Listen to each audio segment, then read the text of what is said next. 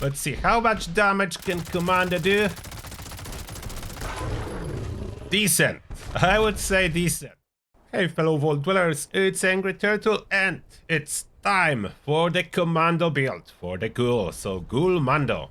If you like automatic weapons, if you like to attack from stealth, sneak around, that's for you. There are some very interesting mechanics in here, and I tried to do my best to squeeze a nice DPS out of this build. So first, this is a special distribution before my legendary perks come into play.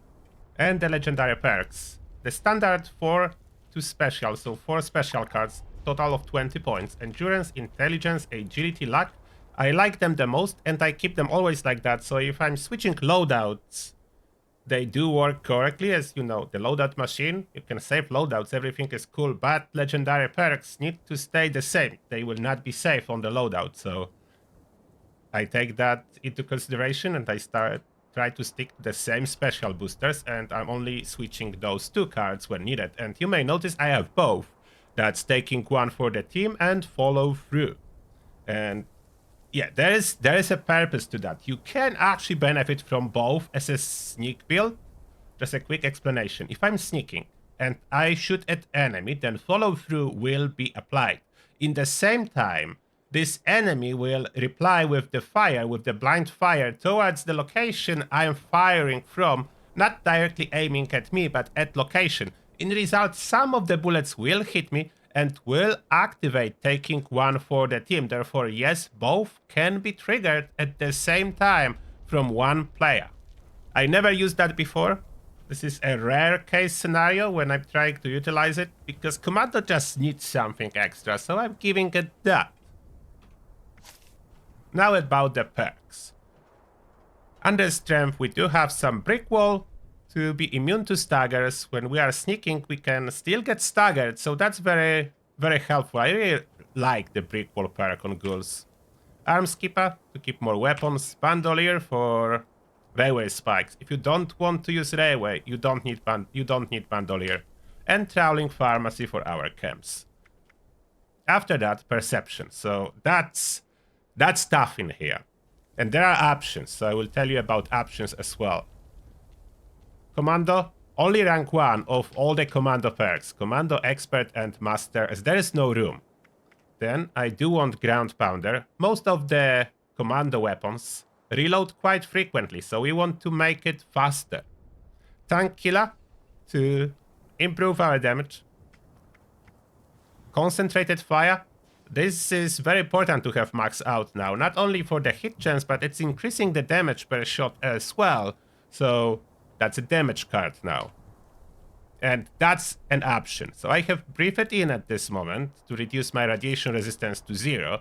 But there are other options too. If you don't want that, if you are okay with some radiation resistance on your character and you will just add rats from consumables, or maybe just use Gamma Gun more to apply radiation, there are really good cards like Awareness that you could equip to increase your VATS accuracy.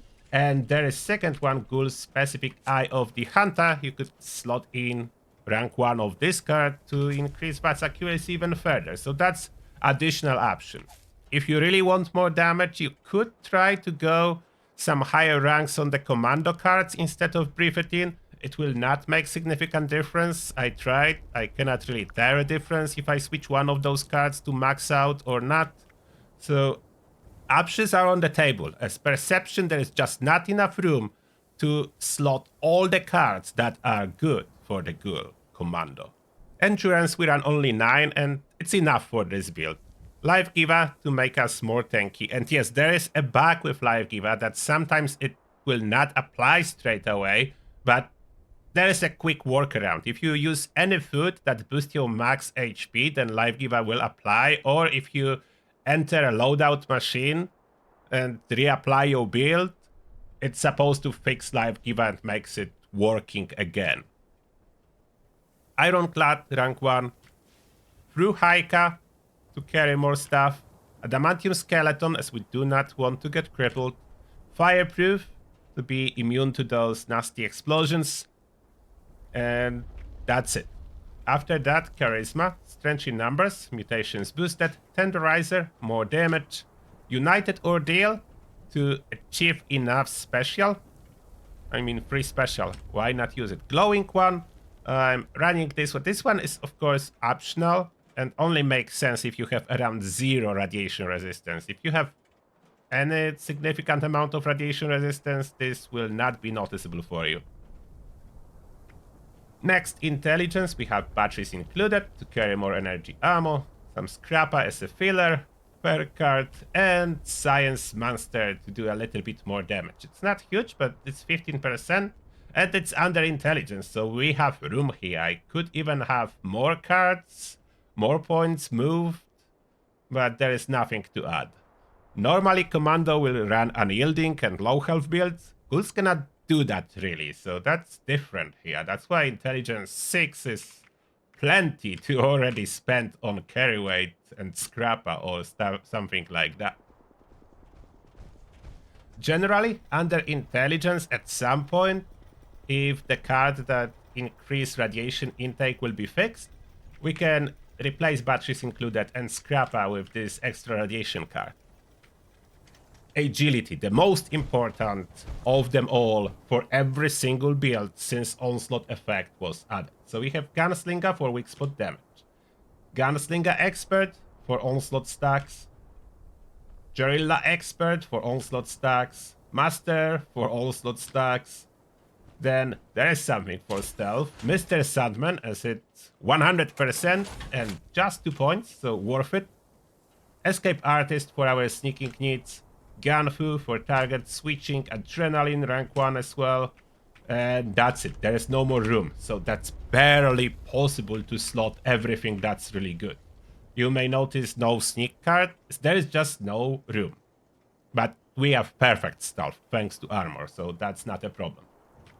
Luck, Bloody Mess for extra damage.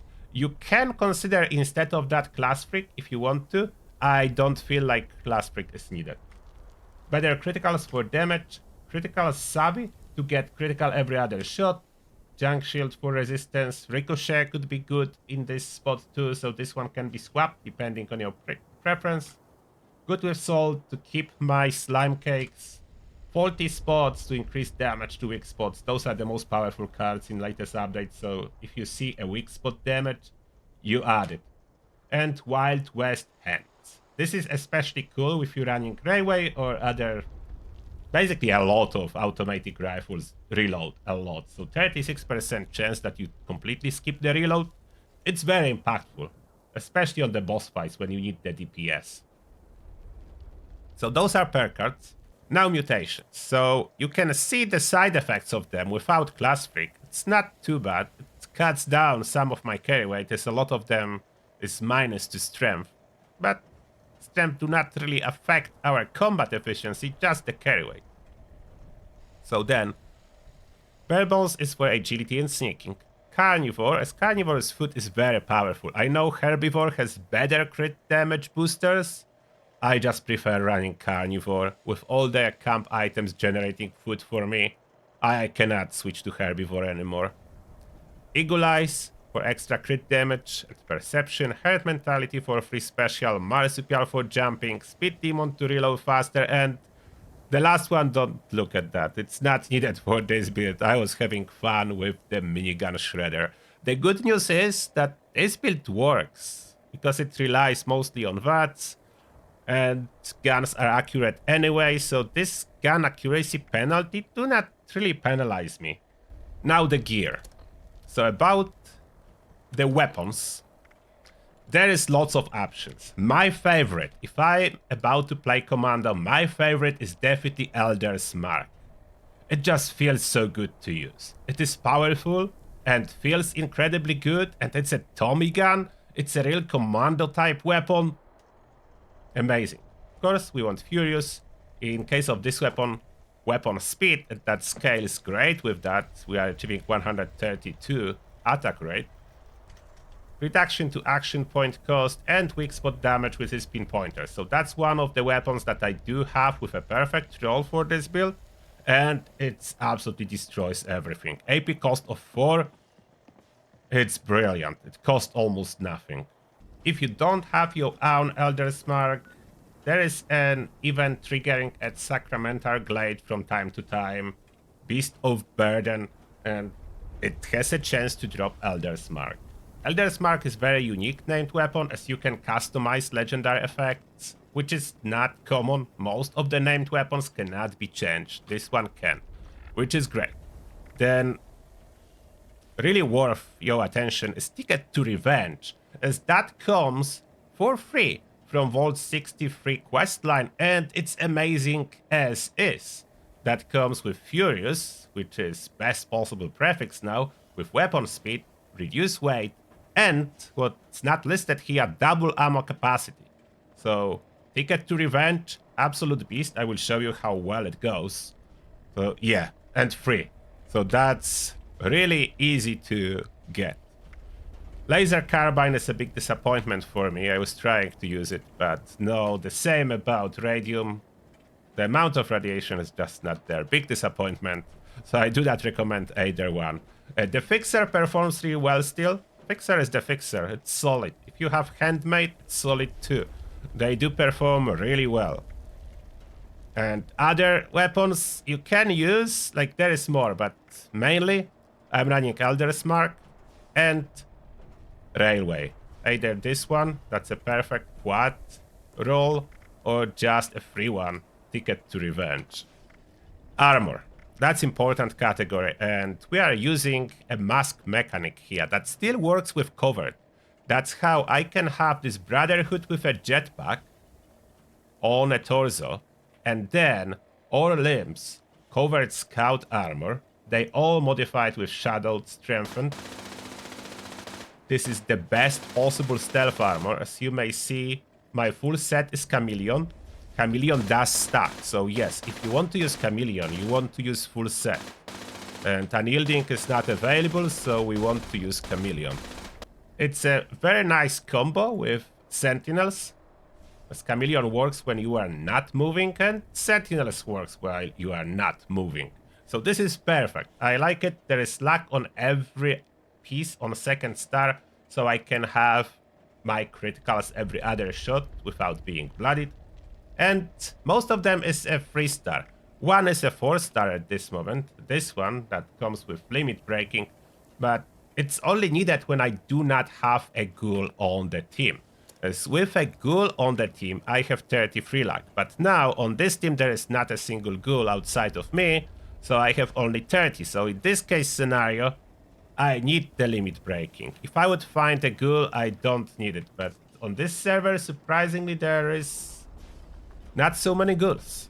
So about under armor, Volt jumpsuit, if I want to achieve 33 luck without any temporary boosters, just with a Ghoul on a team, that would give me that. And shielded road ladders for a little bit better sneaking, but you will be missing 1 luck, and then you need at least 1 piece of limit breaking if you'll be running this under armor. About the food, what's very important, of course, Company Tea for AP regeneration, then some kind of AP booster like cooked soft shell meat, and yeah, there can be much more, but one more important, some kind of agility booster. So if you have those 3 food items going, you have the important stuff covered. I, of course, very much need the carry weight too. So now the combat, how this build performs, how are the mechanics? So when we are sneaking and Chameleon triggers, you can see there is a little bit of a flash, which can be annoying. So I need to tell you that it can be annoying. Now, the hit chance opens very low, but this is okay as we are relying on 4-leaf clover to hit targets. That's why I decided to play without extra hit chance. And as you can see, I'm perfectly hidden all the time. There is almost no way that enemies will break my stealth, and even if they will, or if I would use a loud weapon, I can easily recloak with Chameleon. Okay, let's trigger this Scourge Beast to come over here. Kill the regular Scourge. You can see how nice it feels to use Elder's Mark. And can we kill the Scourge Beast? Elder's Mark can kill a flying Scourge Beast, no problem, and that was way out of Elder's Mark range. So even though the range is very low, it's 90, you can kill targets way outside of the range of the weapon. And this fissure site is empty, so we need another one. And I will show you railway strategies. So we'll be running Ticket to Revenge now. So Ticket to Revenge, it's a loud weapon. So that's probably the biggest downside for this weapon. It's being loud. So in theory, not compatible with stealth. But in practice, look at that. Like, I fire. I'm still hidden because they fire enough. Now caution. They will eventually break my stealth because how loud railway is. But even if that happens, like now, danger, I just move a little. I recloak, and you see I'm in caution. So that's why Chameleon is so good. What's with... Oh, okay, Scorch died 5 minutes later. But that's why Chameleon is so good with this build and with this amount of stealth. Like, I can use Railway, and I move couple steps, I recloak, and I'm invisible again. Now, performance with Ticket to Revenge versus the Scorch Beast. Yeah, killed. So, no problem, it will get killed. And I'm back in caution. There are some enemies somewhere. You can kill them. Look at that. Still sneaking around with a railway. So not a problem. The damage is really high, and you're able to see my Wild West hands triggering. And then as soon as I move a little and recloak, I'm back in caution. So I'm hitting them from stealth with a railway. No problem. No, it's not a stealth weapon, so I will not get bonus damage from Mr. Sandman and so on. For that, I have Ticket to Revenge. Now, to show you a full damage of Ticket to Revenge, I will need to find Scourge Beast that is willing to land. Okay, let's go after ground enemy at Salmon's Pond. There it is, glowing behemoth, so that's the enemy that's not gonna fly away. It's a perfect candidate for us.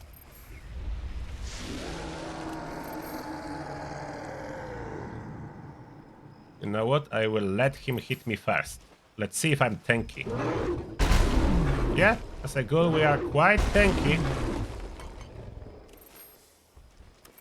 Now, hidden. Let's apply follow through. Head, and how much... Oh, reload. Let's see, how much damage can Commando do? Decent. I would say decent. It's not as much as Heavy Gunner can do or Melee can do, unfortunately, but it's definitely really good. It's decent amount of damage with classic Commando build. Can do almost any content of the game, including the raid. Of course, raid is better if you run power armor. Like, it's easier to do the raid with the power armor. But Commando can do it too, thanks to this extra glow bar. It can absolutely do a lot. Are you a Commando fan? Are you always playing Commando? Let me know. Are you into Commando or you prefer other builds? And that being said, thank you for watching and see you all in the next one.